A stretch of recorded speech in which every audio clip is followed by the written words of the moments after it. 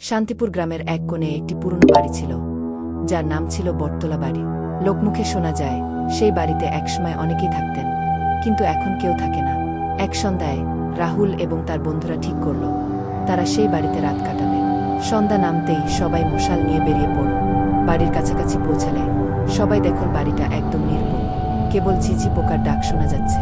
প্রবেশ করার পর সবাই টর্চ জ্বালিয়ে ঘরগুলো খুঁজতে শুরু করল। একটা ঘরে প্রবেশ করলে রাহুল দেখতে পেল দেওয়ালে কিছু অদ্ভুত আঁকা ছবি। সেই ছবি দেখে তার গা ছমছম করে উঠল। হঠাৎ করেই একটা ঠান্ডা হাওয়া ঘরের মধ্যে ঢুকে পড়ল, আর সেই হাওয়ার সঙ্গে কানে এলো একটি মেয়ের কান্নার শব্দ। রাহুল এবং তার বন্ধুরা ভয় পেয়ে গেল। হঠাৎ করেই দরজা বন্ধ হয়ে গেল, আর তারা বুঝতে পারল তাদের আসার খবর কেউ বা কিছু জানে। সবাই ঘরের এক কোণায় গিয়ে জড়ো হল। তারপর তারা দেখল ঘরের এক কোণে ধীরে ধীরে একটা ছায়ামূর্তি দেখা যাচ্ছে।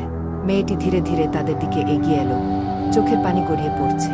সে বলল, আমাকে মুক্তি দাও, আমি এই বাড়ির অভিশপ্ত আত্মা, আমাকে এখানে আটকে রাখা হয়েছে বহু বছর ধরে। রাহুল এবং তার বন্ধুরা সাহস সঞ্চয় করে মেয়েটির কথা শুনল এবং তাকে সাহায্য করার জন্য কিছু করার চেষ্টা করল। এক সময় তারা বাড়ির পুরনো কাগজপত্র খুঁজতে গিয়ে পেল সেই অভিশাপ মুক্ত করার মন্ত্র পাঠ করতেই মেয়েটির ছায়া ম্লান হয়ে গেল, আর সেই সঙ্গে বাড়ির ভয়ঙ্কর পরিবেশও বদলে গেল। পরদিন সকালে রাহুল এবং তার বন্ধুরা বাড়ি ফিরে এল। বটতলা বাড়ির সেই ভৌতিক কাহিনী তাদের স্মৃতিতে অম্লিন থেকে গেল। এরপর থেকে কেউ আর সেই বাড়িতে কোনো অদ্ভুত ঘটনা